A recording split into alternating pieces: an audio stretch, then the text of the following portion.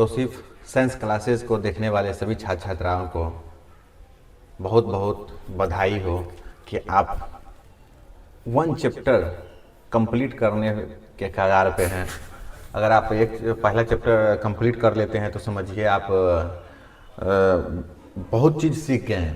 तो इसीलिए दोस्तों, अब मेरे छात्र छात्राएँ जो लोग देख रहे हैं तौसीफ साइंस क्लासेस को, उन लोग से मैं कहना चाहूँगा कि आप रेगुलेटरी देखिए और डेली वाइज जो वीडियोस आ रही है सारे वीडियोस को देखिए। डेली वीडियोस मैं डाल रहा हूँ, डेली वीडियोस को आप देखिए।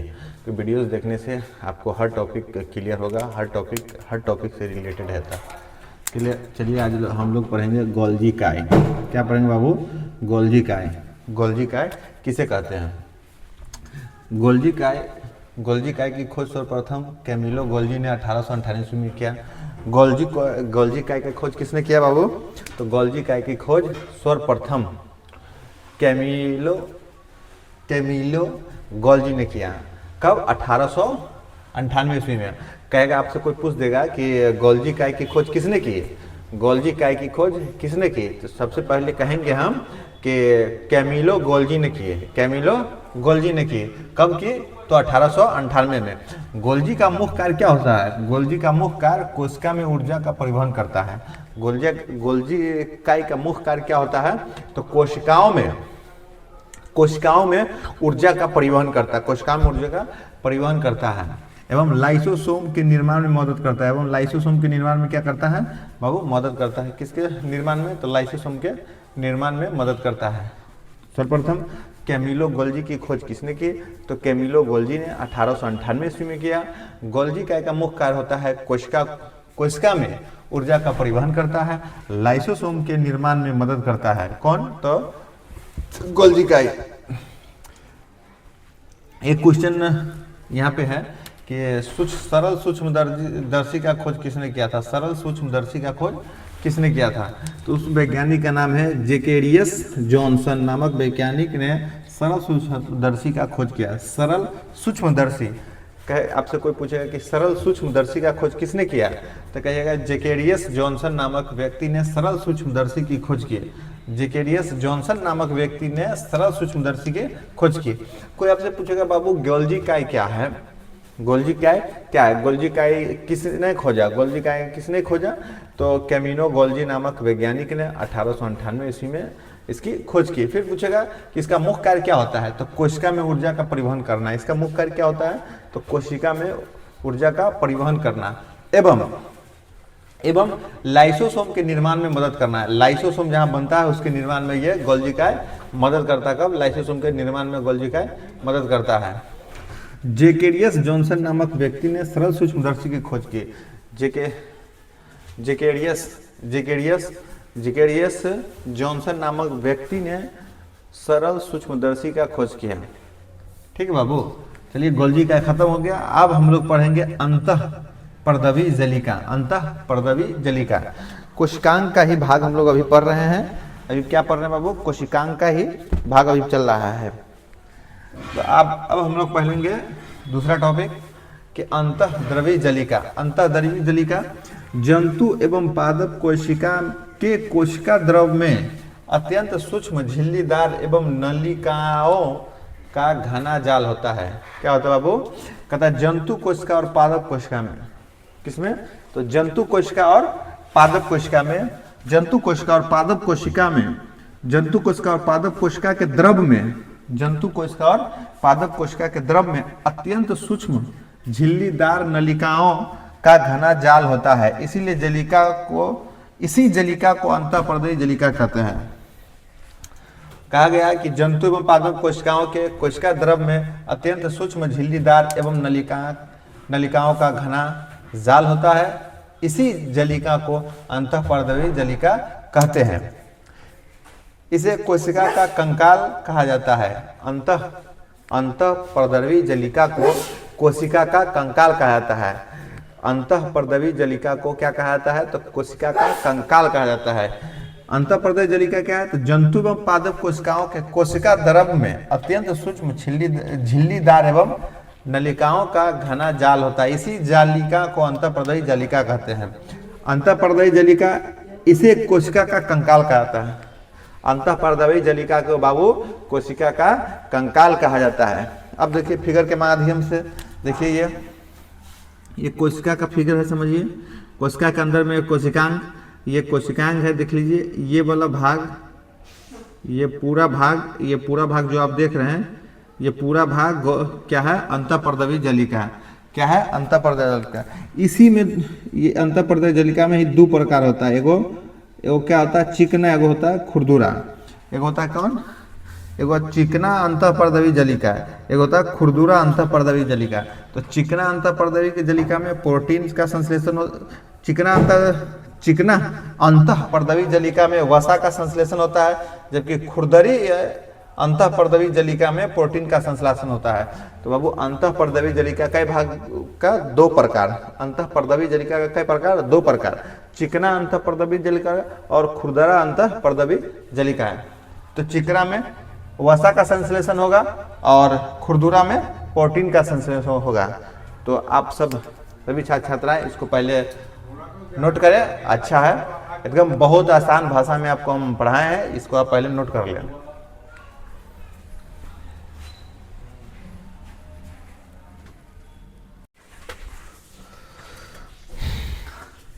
चलिए बाबू, आप सबने अंतःपर्दवी जलिका आप सभी छात्र छात्राएं ने लिख लिया और समझ भी गया अंतःपर्दवी जलिका किसे कहते हैं।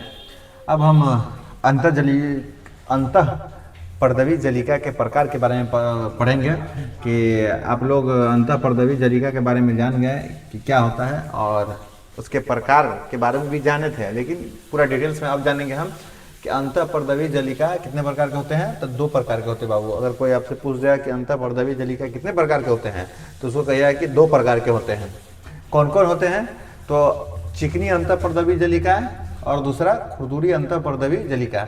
अब चिकनी कहाँ होता है और खुरदुरी कहाँ होता है, देखिए एक फिगर डायग्राम, हम ये डायग्राम हो गया, देख लीजिए। मतलब डायग्राम तो अच्छा नहीं है होगा, लेकिन तब पर भी बताने का कोशिश कर रहा हूं कि अंतःपर्दवी जलिका किसे कहता है।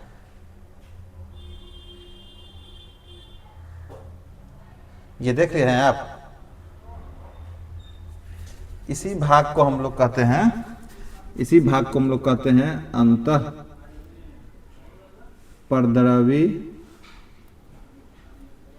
जलिका। बाबू ये कोशिका है, कोशिका के अंदर रहता है अंतःपर्दवी जलिका है, इसी को कोशिकांग कहते हैं। सब कहाँ के है, कोशिकांग के अंग है। अब इसी में दो प्रकार होते हैं, पहला का नाम चिकनी, दूसरा का नाम खुरदुरी। पहला का नाम क्या है, दो प्रकार के अंतःपर्दवी जलिका, दो प्रकार के, पहला चिकनी और दूसरा खुरदुरी। पहला चिकनी, दूसरा खुरदुरी। बाबू अंतःपर्दवी जलिका है कितने प्रकार के, तो दो प्रकार के हैं। कौन कौन, तो चिकनी अंतःपर्दवी जलिका है और खुरदुरी अंतःपर्दवी जलिका है। चिकनी अंतःपर्दवी जलिका में क्या होता है, तो यह वसा का संश्लेषण करता है बाबू। क्या करता है बाबू, यह वसा का संश्लेषण करता है, यह वसा का संश्लेषण करता है। और खुरदुरी प्रोटीन का संश्लेषण करता है। क्या करता है खुरदुरी, प्रोटीन का संश्लेषण करता है। खुरदुरी क्या करता है बाबू, प्रोटीन का संश्लेषण करता है। आपसे अगर कोई पूछ दिया कि बताइए हमको कि अंतःपर्दवी जलिका कितने प्रकार के, तो आप बताइए कि दो प्रकार के हैं। कौन कौन, तो चिकनी अंतःपर्दवी जलिका है और दूसरा खुरदुरी अंतःपर्दवी जलिका है।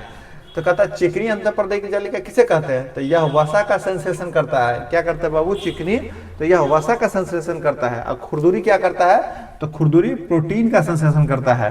तो आप जान गए कि दो प्रकार के अंतःपर्दवी जलिकाएं, दो प्रकार में, पहला चिकनी वसा का संश्लेषण, खुरदुरी प्रोटीन का संश्लेषण। जवान पे याद रहना चाहिए आपको, तुरंत कोई पूछे तुरंत बता देना है, ठीक।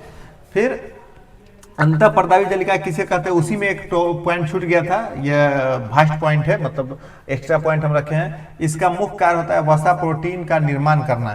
क्या होता है इसका मुख्य कार्य, अंतःपर्दवी जलिका का मुख्य कार्य क्या होता है, वसा और प्रोटीन का निर्माण करना एवं प्रोटीन के साथ, कहते हैं एवं प्रोटीन के साथ मिलकर कोशिका झिल्ली बनाने में सहायता करता है।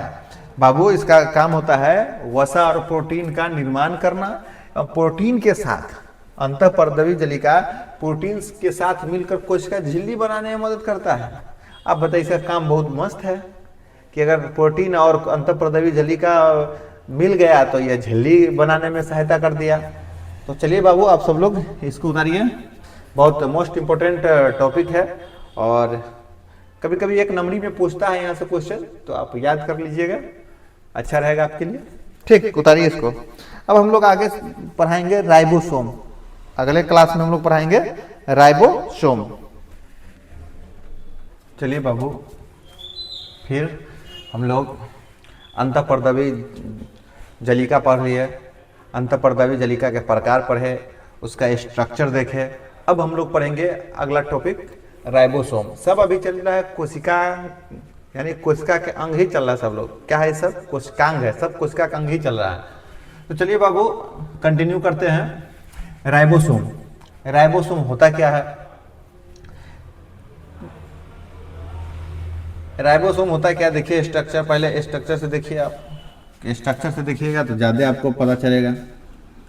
देख लीजिए, कोशिकांग है, कोशिका है, कोशिका के अंदर ही यह रहता है। सब कोशिकांग के ही सब अंगे सब है।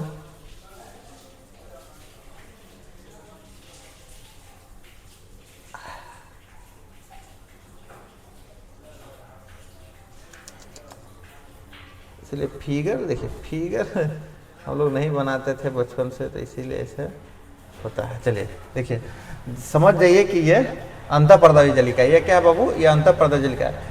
अंतःपर्दवी जलिका के ऊपर देखिएगा ऐसा स्ट्रक्चर बना रहता है, ये एक झिल्ली टाइप का बना रहता है। क्या रहता है बाबू, ये झिल्ली टाइप का, सब में बना रहेगा, सब में अंतःपर्दिका में ये झिल्ली टाइप का, अंतःपर्दिका में यह झिल्ली टाइप का बना रहेगा। उसे ही राइबोसोम कहते हैं। इसे ही क्या कहते हैं बाबू, राइबोसोम कहते हैं। इसे क्या कहते हैं, तो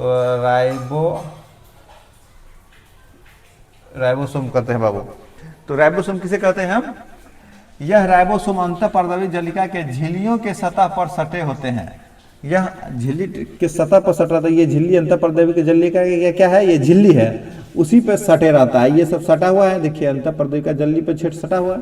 तो कहता है क्या, यह कहा जाता है कि यह राइबोसोम अंतःपर्दवी जलिका के झिल्ली पे, झिल्ली के सतह पर सटे होते हैं। झिल्ली के सतह पर यह सटे रहते हैं। कौन? राइबोसोम। या कोशिका द्रव में बिखरे रहते हैं, या कोशिका द्रव में, कोशिका जिसमें कोशिका द्रव रहता है इसी में बिखरे रहते हैं। कौन? तो राइबोसोम। इसे प्रोटीन का फैक्ट्री भी कहा जाता है। प्रोटीन का फैक्ट्री, इसको क्या कहा जाता है? प्रोटीन का फैक्ट्री।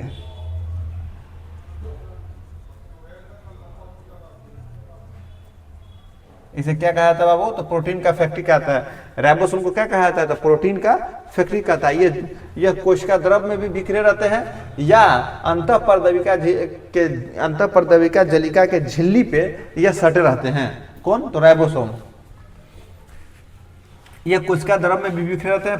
यह प्रोटीन का फैक्ट्री कहा जाता है, क्योंकि राइबोसोम में ही प्रोटीन का संश्लेषण होता है। राइबोसोम में ही, इसी में प्रोटीन का संश्लेषण होता है। किसमें बाबू?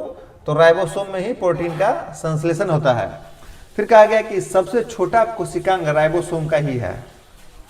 अब देखिए, इतना कोशिकांग हम पढ़े हैं, कोशिका के अंग यानी कोशिकांग के बारे में हम पढ़े हैं।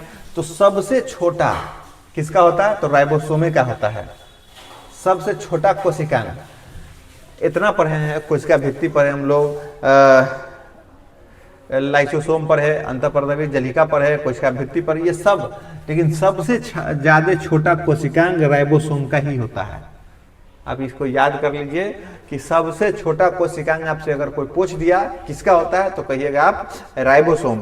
तो राइबोसोम का सबसे छोटा कोशिकांग होता है। इसीलिए राइबोसोम को केवल इलेक्ट्रॉन सूक्ष्मदर्शी के माध्यम से ही देखा जा सकता है। इलेक्ट्रॉन सूक्ष्मदर्शी के बारे में आपको हम बताए हैं, इलेक्ट्रॉन सूक्ष्मदर्शी के बारे में भी बताए हैं और सूक्ष्मदर्शी के बारे में भी बताए हैं। इलेक्ट्रॉन सूक्ष्मदर्शी क्या होता है? 1,80,000 गुना बड़ा करके किसी चीज को हमको दिखा देता है वो। यानी अगर हम इस जीरो को देखेंगे ना, ये जीरो को, तो इसको 1,80,000 गुना, यानी 1,80,000 गुना बड़ा करके हमको दिखाएगा। ये अगर ये फोटो इतना तनिक छोटा रहेगा ना, तो उसको बड़ा कर देगा। उसे ही हम इलेक्ट्रॉन सूक्ष्मदर्शी कहते हैं। कहता है कि इसका खोज पैलाडे ने किया। किसका खोज? राइबोसोम का खोज कौन किया? पैलाडा नामक वैज्ञानिक आया और राइबोसोम की खोज कर दी।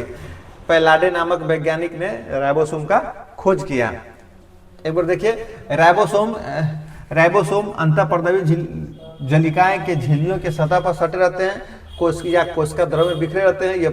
इसे प्रोटीन का फैक्ट्री भी कहा जाता है, क्योंकि राइबोसोम में ही प्रोटीन का संश्लेषण होता है। सबसे छोटा कोशिकांग राइबोसोम का ही है, इसीलिए राइबोसोम को केवल इलेक्ट्रॉन सूक्ष्मदर्शी के माध्यम से ही देखा जा सकता है। इसका खोज पैलाडे नामक वैज्ञानिक ने किया था।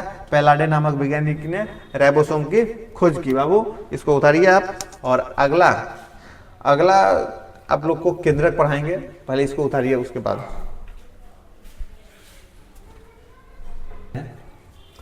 आप लोग लिख लिए। इसके पीछे राइबोसोम हम पढ़ाए थे। क्या पढ़ाया था बाबू? राइबोसोम अंतःपर्दवी जलिका पढ़ा दी है। अब हम लोग केंद्रक के बारे में जानेंगे कि केंद्रक क्या है। फिर उसके बाद केंद्रिका के बारे में जानेंगे। केंद्रिका और केंद्रक यानी मोस्ट इंपोर्टेंट, ये भी बहुत महत्वपूर्ण है कोशिकांग के अंग। तो आप सब लोग राइबोसोम के बारे में जान गए। अब हम लोग जानेंगे केंद्रक के बारे में। चलिए बाबू केंद्रक स्टार्ट करते हैं।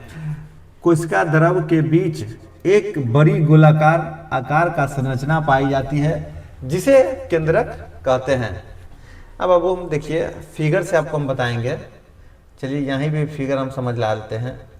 बड़ा फिगर भी करूंगा मैं, अभी यही फिगर समझिए, और इस फिगर को इतना अच्छा से समझ जाइए कि आप सारा, इसी फिगर में सारा कोशिकांग है। राइबोसोम हो या आप गोल्जी काय देखे हैं, आप कोशिका भित्ति देखे हैं, आप केंद्रक देखिएगा, केंद्रिका देखिएगा, जीव देखिएगा, डीएनए देखिएगा, सब चीज इसमें मिलेगा आपको। कोशिका द्रव देखिएगा, केंद्रिका द्रव देखिएगा, क्रोमोसोम देखिएगा, गोल्जी काय देखिएगा, माइटोकॉन्ड्रिया देखिएगा, लाइसोसोम देखिएगा, कोशिका भित्ति देखिएगा, कोशिका झिल्ली देखिएगा, सारा चीज इसमें देखने को मिलेगा आपको इसी में। तो ये फिगर को मैं बड़ा करके लास्ट में दिखाऊंगा। पहले अभी केंद्रिका में समझा रहा हूँ, तो इस केंद्रिका के बारे में आप लोग अच्छे से समझिए कि केंद्रिका किसे कहते हैं। जैसे एक परत ये हो गया, एक ये भी देख लो, फिर एक ये भी देख लो।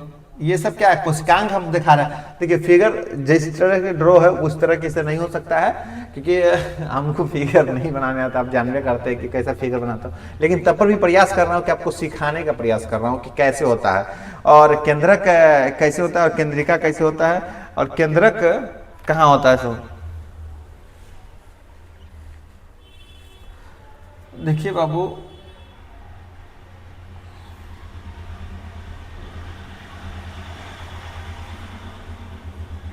पहले केंद्रक के बारे में जानेंगे।